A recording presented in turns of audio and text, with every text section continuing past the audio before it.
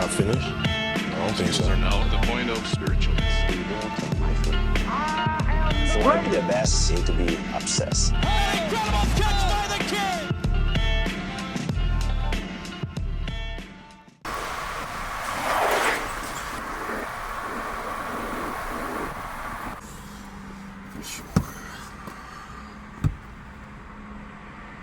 I honestly choose one because it's got the table of contents and it breaks it out into different, how would you describe this? The different chapters, the different scriptures they give you from the Bible that relate to that. So, what did I have today? So this is what the Bible says about having confidence. The Lord is my light and my salvation. Whom shall I fear? The Lord is the strength of my life. Of whom shall I be afraid? So then after I read this and read what part of that in this book, and it depends on what I need in the day. Confidence today, courage another day, maybe, like busyness or worry that might be on my mind in a few days. And then I look up something about that. Oh, I will live to see how kind you truly are. Trust the Lord, be brave and strong, and trust the Lord. And then I go to the Bible. This version is more of a deconstructed, common English translation, but it's as closely translated as it can. And so this is part of the morning routine I do, along with the meditation and the fasted cardio in the mornings. I'm always taking time to at least read something for myself, for this Men of Color, but also taking time with this to read the actual translation in the book.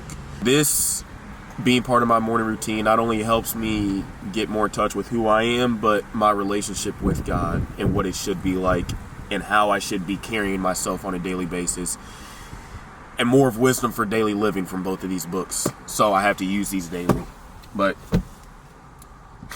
that's just part of the morning routine. Now we're about to hit a posterior chain leg day. This is week 4 of the new phase that I've been on for myself and what I've been programming.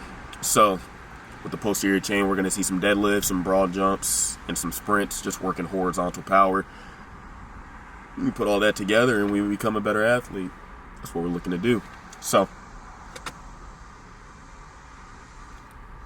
that's all I got for you. I'll see you in there.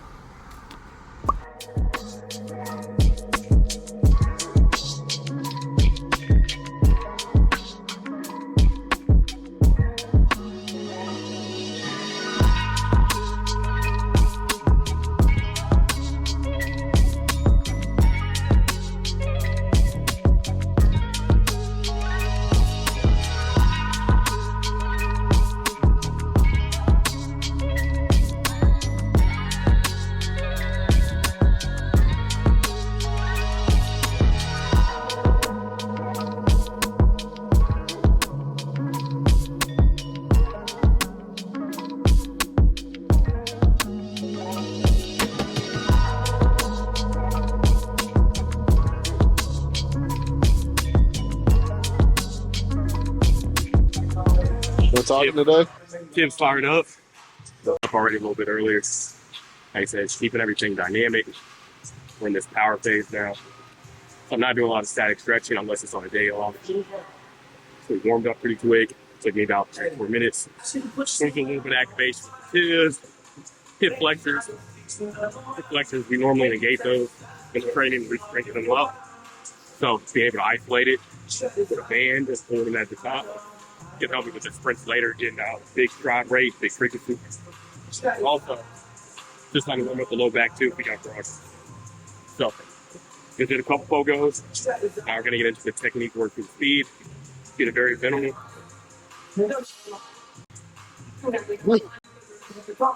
Yep. Swing stuff first. We're going to get a couple A skips going, then we'll move into the speed work where everything's got to be quick. After we're thinking about that rate of force, but also make sure everything just quickly moves. So technique, we'll slow it down. Speed work, we'll speed it back.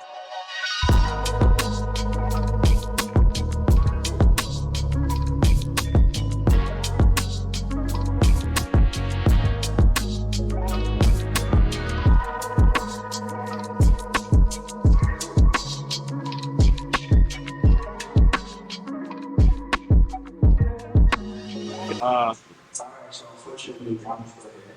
fortunately, I'm still good. You want some bones?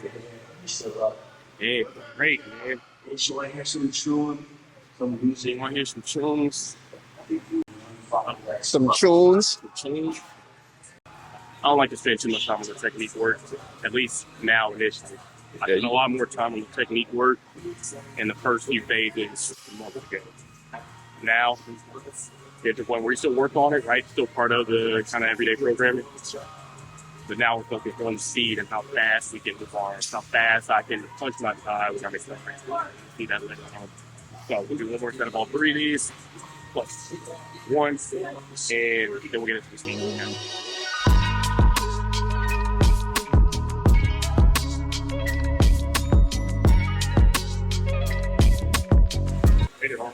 I don't like to go too heavy weight. I'm keeping it no more than about 5 pounds on each side. I'm not going to mess my rotator stuff up. I still want to get a sense of punch my elbow back. But with the weight, I get a feel, I get a sensation, that cue of driving back, and driving a little forward. So, weighted, so then when we do unweighted arm swings, and we're going to speed later, there's speed that carry over. See the speed and the rate of force between going back and forth.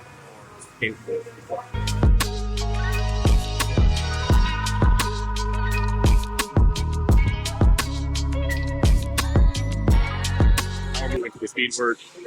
I did the weighted arm swings earlier, right? We're going from weighted to unweighted, so I move the arms faster. We did the A skips earlier with the native, but also now we're coming back. Now we're going to be more with alternating bounds, taking single leg power, right? You need power coming out the gate, at least for your first initial 10 to 15 seconds, right?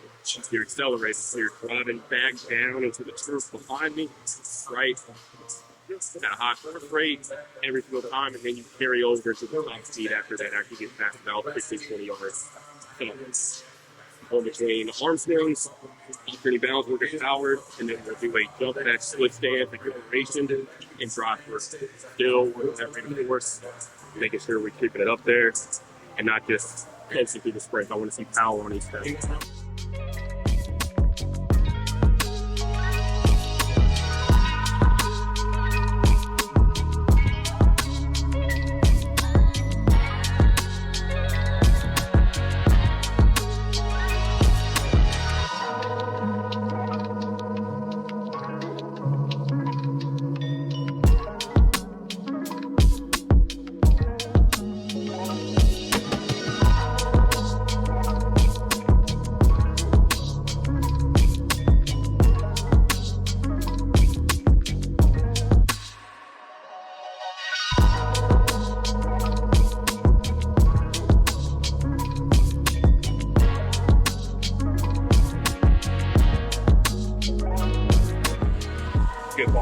These alternating bounds, I'm still working on power on each stride that I get.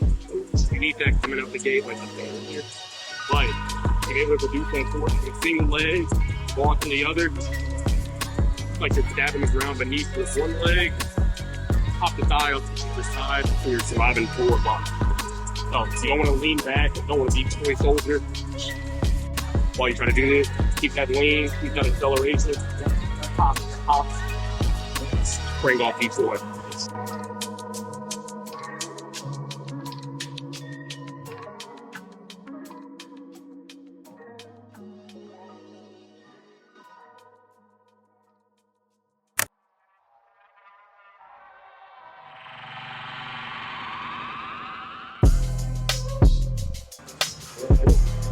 So, once this weight is explosive, so we're going to load it up pretty heavy, but we're not really looking for max strength at this point. We're still continuing to build up that rate of force development, rate of force production.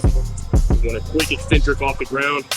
However heavy this weight is, I want to feel as if I'm jumping with this weight. Not literally, but that's the feeling. Trying to get that weight off the ground quick, settle back down, here, flow back up. I'll carry that over into the broad jump. You'll see what I mean by that.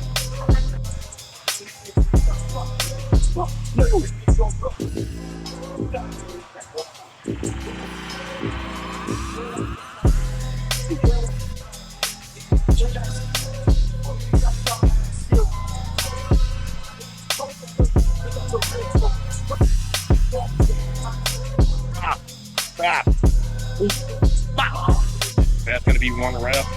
So we're still working that rate of force development. I'm gonna have consecutive process. We might get out there horizontally, showing that force to get back into another jump as quickly as I can.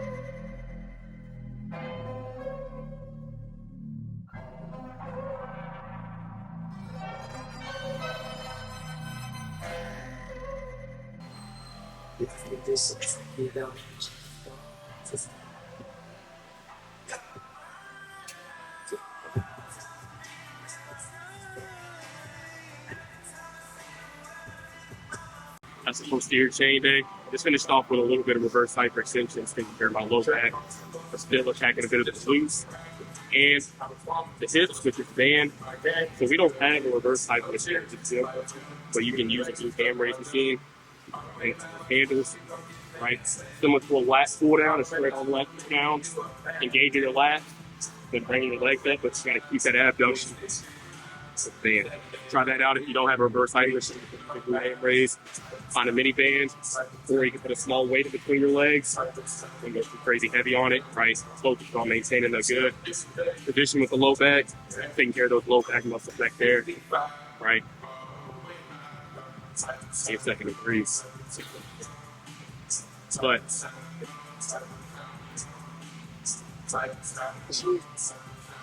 Today. I lost my train of thought. Today, buddy.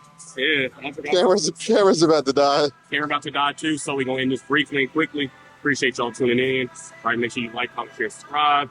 Check everything down below. Let me know what you want to see. We've been doing a lot of upper body days, so I want to bring you a lower body day. But as I always say, Curtis, you have anything you need to say? Hell no.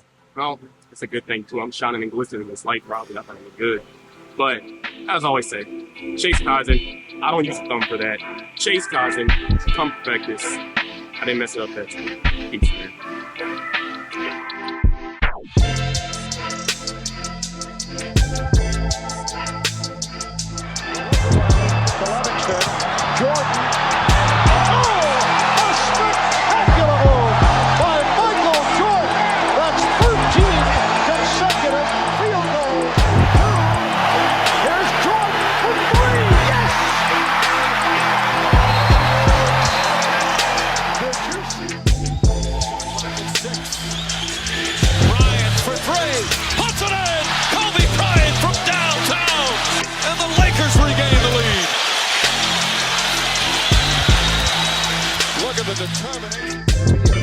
Still to be happy about.